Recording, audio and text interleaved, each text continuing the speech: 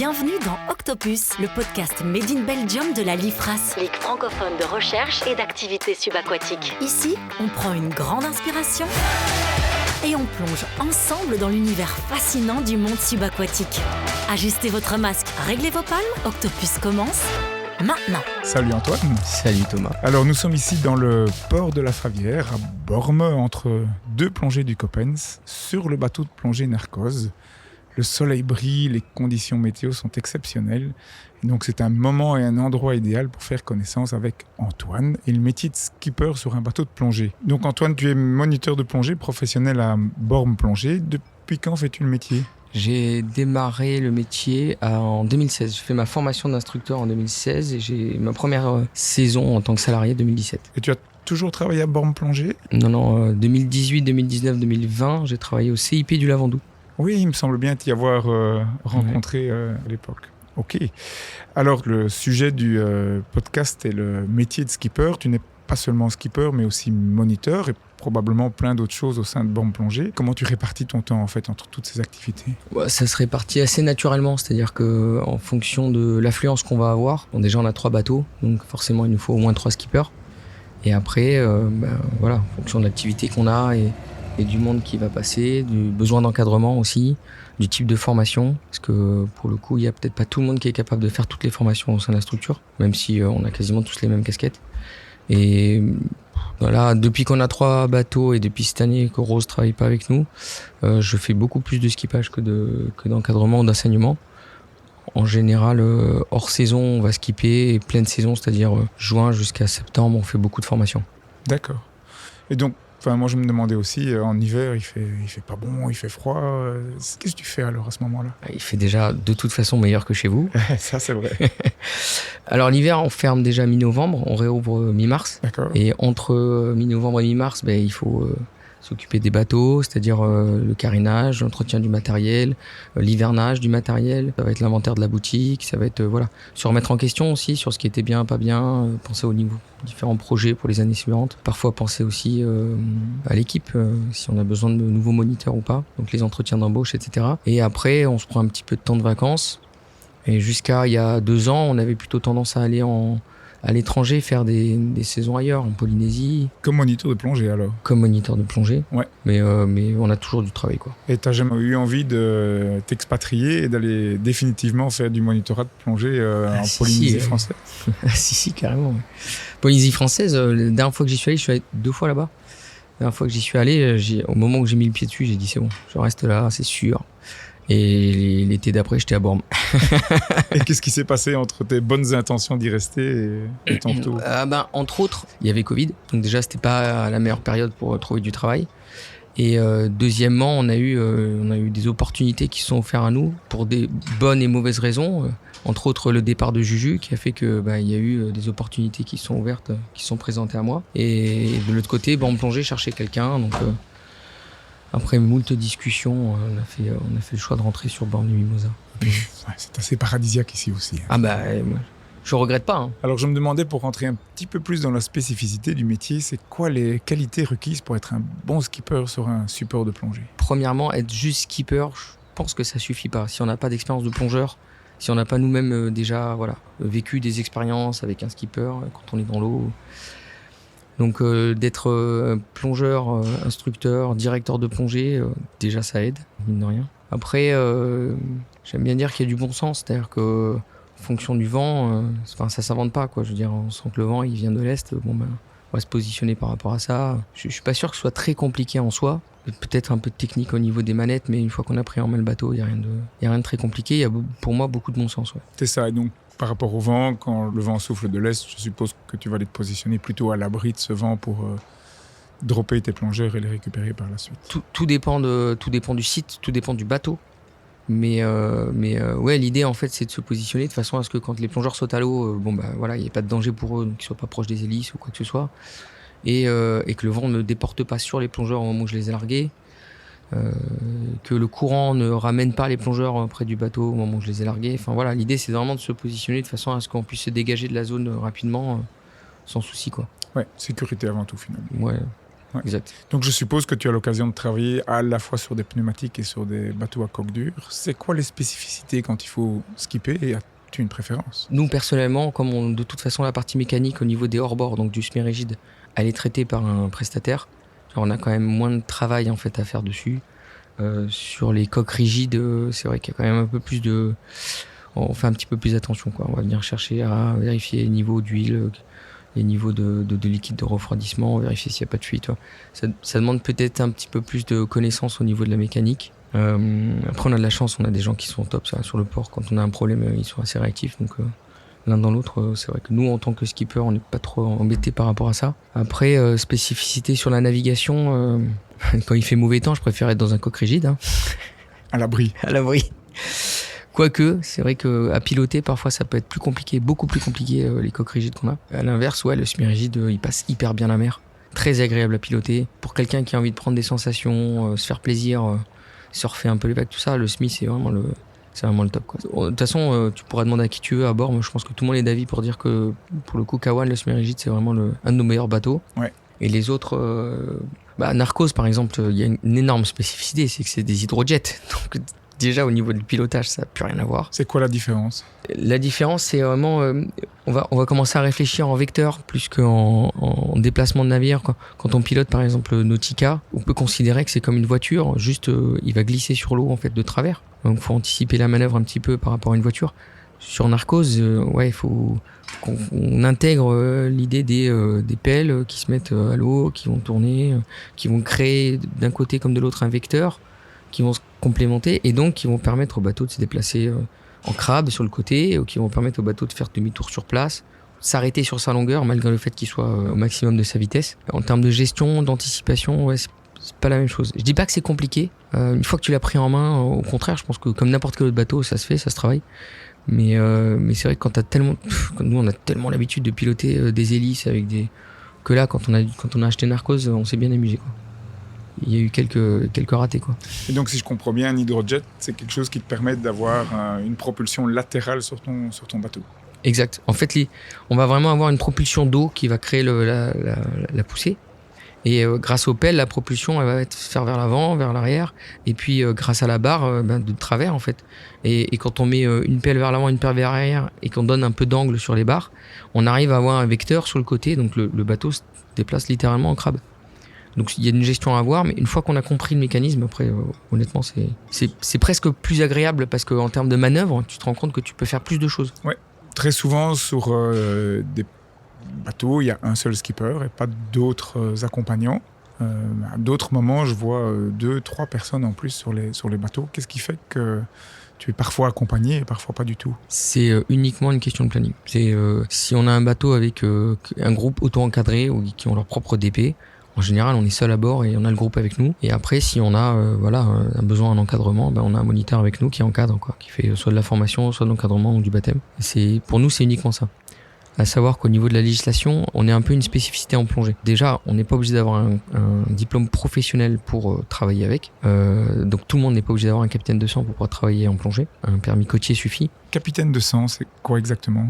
C'est le premier diplôme professionnel pour être pilote à bord d'un navire, en fait, en France. Souvent, on parle du permis côtier, permis hauturier, mais ça, c'est des diplômes pour le loisir, en fait. Donc, ça ne permet pas aux gens de travailler avec, sauf exceptionnellement en plongée. Et peut-être d'ailleurs dans d'autres métiers, je sais pas. Par contre, si on veut travailler sur un transport à passagers, on est obligé d'avoir un capitaine de sang. Premier diplôme professionnel pour travailler sur un navire. Quand on regarde, en fait, tous les transports à passagers, à partir d'un certain nombre de passagers, sont obligés d'avoir un marin à bord. Et nous, on est exempté de ça parce qu'on ne transporte pas de passagers, mais de personnes spéciales. Et du coup, c'est que des spécificités de la loi française qui font qu'on se retrouve très souvent seul à bord, avec des groupes auto-encadrés. Et l'été, en pleine saison, on a beaucoup plus d'encadrement à bord, donc on a beaucoup plus de monde sur les bateaux. Pour le coup, je suis d'accord avec toi, les plongeurs Lifras sont vraiment des personnes spéciales. La question suivante que je me pose, quand tu es tout seul, potentiellement, tu peux avoir un accident de plongée à gérer. Et donc, à la fois, tu vas devoir manœuvrer ton bateau et puis en plus mettre en œuvre tout ce qui est nécessaire pour prendre la personne en charge, l'évacuer. C'est pas un peu compliqué, ça, tout seul? Alors, premièrement, j'ai la chance de ne jamais m'être retrouvé seul à devoir gérer un accident. C'est-à-dire que jusqu'à présent, il y avait toujours soit quelqu'un à bord, soit si la personne est accidentée, elle est accompagnée de son binôme ou du directeur de plongée. Bon. Donc quoi qu'il en soit, je me suis encore jamais retrouvé seul à bord du bateau à devoir gérer un accident. Et ensuite, de toute façon, c'est toujours pareil, on fait comme on peut en fonction de la situation. Et avec l'adrénaline et tout, on a beau être entraîné, c'est jamais pareil, quoi qu'il en soit. Mais il faut essayer de fonctionner par étapes, quoi. Première étape, c'est positionner le bateau correctement de façon à être sûr de pouvoir récupérer la victime le plus vite possible. Une fois que le bateau est positionné, ça va être de sortir la victime. Pareil, c'est comme on peut. On a beau s'entraîner avec des silzig et des filets, on prend le premier truc qui passe par la main et si on y arrive, on y va, quoi. Les bouées silzig, c'est ces espèces de bananes oranges qu'on voit très souvent sur les bateaux. Surtout à la Lifras, ils en parlent beaucoup. Tu skippes aussi pendant les stages ou les examens de moniteur Lifras, que ce soit pour devenir moniteur fédéral ou moniteur national. Qu'est-ce que cela change pour toi ? En termes de skippage, en soi, ça change pas grand-chose. Pour nous, c'est un groupe comme un autre. Si ce n'est que en termes d'organisation, la Lifras, ils viennent avec leur propre matériel, ils viennent avec leur propre protocole. Donc pour le coup, on affrète le navire, on fait pas de briefing de site, ils ont déjà tout préparé à l'avance. Donc nous, on a moins de travail en soi. Après, ils sont quand même ils sont bien organisés. Donc l'un dans l'autre, c'est vrai qu'on a moins besoin Parfois, on est un peu agacé, énervé quand les gens nous écoutent pas, parce qu'il y a vraiment des notions de sécurité. À partir du moment où on est en train de positionner le bateau, si on voit les gens nager derrière le bateau, pour nous, c'est pas envisageable, quoi. Donc là, les gens, ils ont à la Lifras, pour le coup, ils ont vraiment une notion de ce qui se passe. Ils ont été bien formés, donc c'est relativement facile. Donc, si ça change quelque chose, c'est plutôt dans ce sens-là. Dans le bon sens. Dans le bon sens, ouais. C'est de me dire que je sais que ça va être un week-end où je vais peut-être avoir un petit peu moins de taf. N'empêche qu'on garde un œil quand même sur 2-3. Je vois pas du tout de qui tu veux parler. Par contre, je m'imagine que de temps en temps, les candidats, ils viennent chez toi tout doucement dans un coin et disent « Tiens, Antoine, tu pourrais pas me donner un petit coup de main là ça... » Jamais ils ont fait ça. Jamais ils m'ont demandé des astuces. Jamais je me suis permis d'intervenir pour leur donner des petits trucs. Non, ça n'arrive jamais. C'est impensable. Oui, impensable. Je m'imagine complètement. Puis alors, le pire, c'est que tout le monde se prend engueuler, moi le premier. Donc... T'as des anecdotes croustillantes à nous raconter pendant ces stages de monitorat ? Anecdotes croustillantes ? Si, peut-être. Alors, je sais pas pourquoi j'ai ce souvenir, mais sur mon premier stage Lifras, le Coppens, en 2018, quand j'étais chez Juju, on m'avait déjà prévenu que c'était un peu spéciaux, quoi. et je vois un gars qui trouve sur le port du Lavandou, mais alors, me demande même pas comment il a trouvé ce truc-là. Une espèce de vieux harpon construit à la main, un truc, c'est insensé qu'il ait trouvé ça sur le port. Et mordicus, il veut les monter à bord avec. Et le pauvre stagiaire, il essayait de s'en dépêtrer, mais il n'y arrivait pas. Il a réussi à monter à bord avec son vieux harpon. Et je me suis dit, mais c'est n'importe quoi ce truc. Premier jour, on m'a dit, attention, ils sont un peu spéciaux. Bah, je vois ça, je me dis, ah ouais. Mais non, après, croustillant, non, j'ai le souvenir d'être allé chercher... On a eu un stage, mais je sais plus si c'est un stage Coppens. Pareil, c'est 2018 ou 2019. Il y avait eu un vent d'est, mais c'est un truc... Et on avait dû remonter les bateaux jusqu'à Cavalère pour permettre aux gens de faire une sortie. Et je m'étais retrouvé avec Fred et son frère sur le bateau, sur le Irasaï, le petit Kawan, puis c'est l'ancien Kawan de Borne. Et putain, on avait pris des vagues, sa mère. C'était fou. Là, c'était impressionnant. Ouais. C'était un bon souvenir. Mais c'était impressionnant. Ouais, peur de se renverser de temps en temps. Surtout, tu vois, on parle des spécificités de bateau. Pour le coup, prendre des vagues courtes, parce qu'en Méditerranée, de la houle, tout ça, on n'en a pas trop. Mais quand le vent monte, on va avoir de la vague très courte, et des lames en fait qui vont monter d'un coup. Et en fait, entre deux vagues, c'est jamais la première, tu vois, la dangereuse. C'est toujours la deuxième ou la troisième. Et avec un bateau comme Irasaï ou Kawan, quand tu les prends de face, le bateau il navigue bien, mais quand il pique, et quand la vague d'en face elle est déjà là, là tu passes dessous, quoi. Ouais. Donc c'est impressionnant parce que tu es en train de manipuler pour essayer de pas te prendre la vague en plein fouet. Et de la même manière, j'avais vu le Gloria partir du port de Cavalère, même stage. Hein. Et je le vois sortir. Julien m'avait dit à l'époque, t'inquiète pas, tu restes derrière moi, je te casse la vague et tout. J'ai dit sors et on en reparle, parce que moi je t'attends à quai en attendant. Il est monté à la verticale, je l'ai vu repartir. 2 minutes après, il me rappelle, bon laisse tomber, j'annule. Il me dit je fais demi-tour. Enfin, j'essaye. Oui, c'est ce que je me disais, parce que prendre la vague de face c'est déjà compliqué, mais si tu la prends de côté, c'est encore moins bon. Ouais, il était parti loin pour faire demi-tour un peu plus abrité. Ah ouais. Bon, pour rentrer un petit peu plus dans la technique de plongée et ton rôle pour baliser un site, comment est-ce que tu t'y prends ? Alors, je vais m'adapter en fonction des sites parce que il y a des sites où on sait qu'il peut y avoir du courant, d'autres on sait qu'il n'y en a pas plus que ça. Quand je balise, je vais en l'occurrence faire plus attention au courant qu'au vent. En tout cas, moi, je vais positionner mon bateau pour pas trop subir le vent, ça c'est évident. Mais surtout, je vais essayer de larguer en amont du courant, de façon à ce que ma balise, quand elle coule, si elle se fait emporter par le courant, elle atterrisse plus ou moins loin du site. Plutôt près que loin d'ailleurs. Et après, on a la chance, c'est qu'on commence à avoir quand même pas mal de sites qui sont déjà balisés. Ah oui. Donc en termes de sécurité, c'est quand même le top, quoi. Ouais. Pour les plongeurs et pour nous d'ailleurs. Quand tu balises sur un sec, tu privilégies un versant ou l'autre en fonction du courant, en fonction d'autres choses ou... Alors pour parler un peu plus pratique, si on prend l'exemple du Saranier qu'on a fait hier par exemple, déjà on sait nous d'expérience que le côté est est plus sympa que le côté ouest. C'est normal aussi puisque le courant vient de l'est. Donc je pense que c'est de ce côté-là qu'il va y avoir le plus de vie attirée par la nourriture. Et donc le courant venant de l'est, naturellement on va vouloir nous larguer de façon à ce que le plomb atterrisse sur ce versant-là. Donc en fait c'est pas une question de faire attention à si le site il est bien d'un côté ou de l'autre, mais c'est vraiment on va vraiment se concentrer sur le courant, quoi. C'est-à-dire si on tombe sur un jour où il y a vraiment beaucoup de courant, on préfère larguer en amont et laisser le courant ramener le bout vers le site. Et après par contre dans le briefing on va préciser aux gens, voilà, quand vous allez arriver sur le sec, sachez que ce côté-là est plus sympa que l'autre. À vous de vous adapter dans l'eau après. Ouais. Donc il y a le balisage d'un côté. Ensuite, quand tu as balisé, tu dois mettre tes plongeurs à l'eau. Comment est-ce que tu t'y prends pour que ça se fasse de manière optimale et sécurisante pour eux? L'idée, c'est vraiment pour nous de se mettre en amont de la balise de façon à ce que si vraiment il y a beaucoup de courant en surface, que le courant amène les plongeurs en direction de la balise. Ça, ils n'ont pas spécialement besoin de nager pour rejoindre la balise ou à l'inverse, nager à contre-courant pour remonter sur la balise. Ça, c'est la première chose. Et deuxième chose, il y a une espèce de cote mal taillée à avoir entre si vraiment il y a beaucoup de vent et beaucoup de courant. Trouver une solution pour qu'au moment où je largue, que mon bateau il dérive pas sur les plongeurs, que les plongeurs dérivent pas sur le bateau et que je puisse moi me dégager de la zone facilement de façon à ce que les plongeurs puissent s'immerger en toute sécurité sans être proche des hélices. J'ai déjà aussi vécu un incident où sur un pneumatique avec la bascule arrière, les plongeurs malheureusement se percutent les uns les autres. Qu'est-ce que tu peux donner toi comme instruction pour éviter ce genre de problème? Alors déjà si les gens ne savent pas faire, ils sautent les uns après les autres. C'est toujours la technique la plus simple, au moins on est sûr de ne pas se tromper. Et autrement, non, c'est vraiment... y a beaucoup de communication à avoir avec les gens. C'est bien se comprendre quand on compte 3, 2, 1, go, que les gens ils partent bien à go, pas à 3 ou pas à go plus 1. Voilà. Et d'ailleurs, ça se voit souvent, ils veulent anticiper parce qu'ils ont peur de se rater. Alors ils commencent à basculer à 3 et là ils se retiennent plus. Non, on part à 3 points ou à go, je veux dire, mais à partir du moment où on s'est mis d'accord, voilà, on fait ce qu'on s'est dit, quoi. Et donc une fois que les plongeurs sont à l'eau à ce moment-là, coup de marche arrière? On fait souvent marche arrière avant. C'est-à-dire que quand je commence à compter 3, 2, 1, je suis déjà en train d'enclencher la marche arrière pour donner de l'air à mon bateau, de façon à ce qu'il se décale de lui-même, tu vois.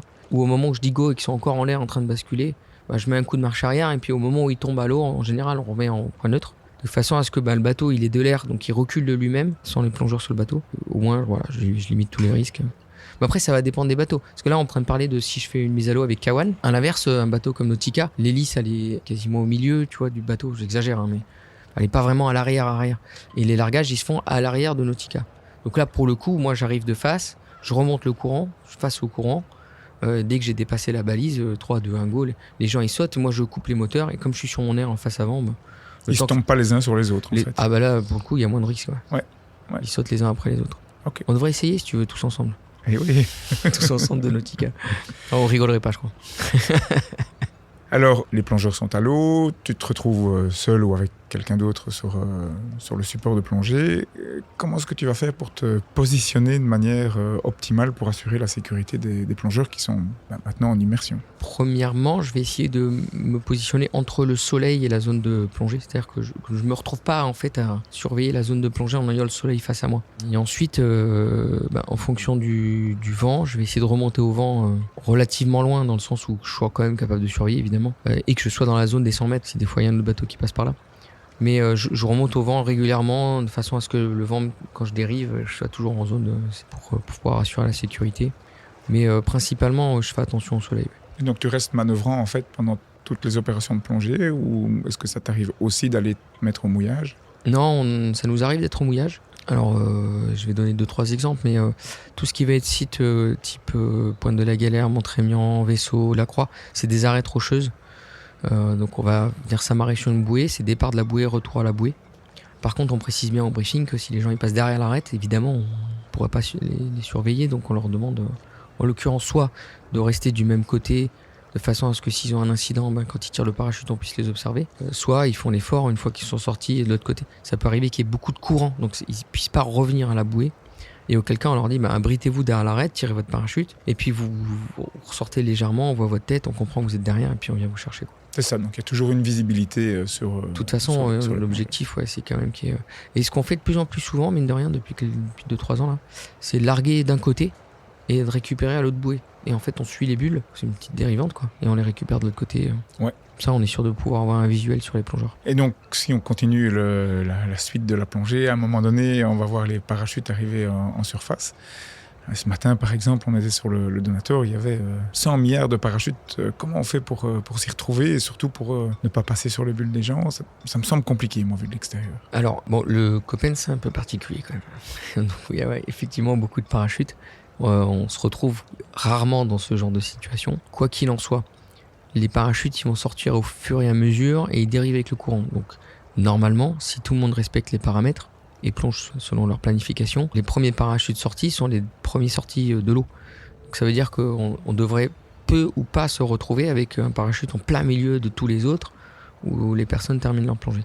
Si c'est le cas, soit il y a vraiment la possibilité de naviguer entre, ce qui serait pas l'idéal, mais bon, ça sous-entend qu'il n'y a pas de vent qui pousse le bateau sur les autres parachutes. Et on essaye, ça sous-entend aussi que tous les parachutes sont bien écartés les uns des autres. Ça arrive rarement quand même.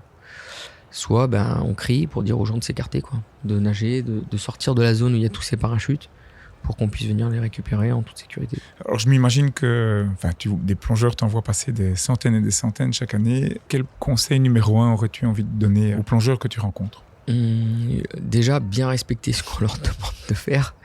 Ça paraît idiot, dit comme ça, mais c'est vrai que les gens, quand ils ont plongé, ils sont dans leur plongée, c'est normal.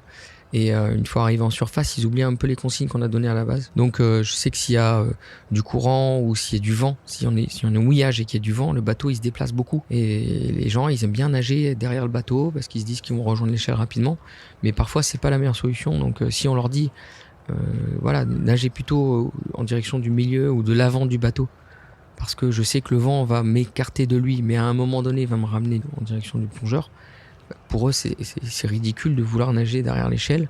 En fait ils vont faire que nager derrière elle. Le bateau il va partir, et puis au moment où ils vont penser l'attraper il va repartir dans l'autre sens, et puis, là, c'est interminable, quoi. Donc non, c'est bien nous écouter quand on donne des indications à l'aller, au départ, au retour, s'écarter de la roche, tout ça, c'est toujours pareil, c'est pour qu'on se mette en sécurité tous et que les gens ils aient pas besoin de s'essouffler en surface après une plongée profonde à vouloir revenir au bateau. Écoute Antoine, merci beaucoup pour toutes ces belles explications. Tu es parti encore pour combien d'années dans le métier ?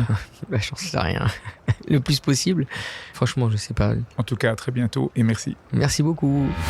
Cette interview a été menée avec curiosité et passion par Thomas Koremans. À la réalisation, Pierre Vandenbroek, avec le soutien technique de Focus Live. Merci de nous avoir écoutés. On se retrouve très bientôt pour un prochain épisode.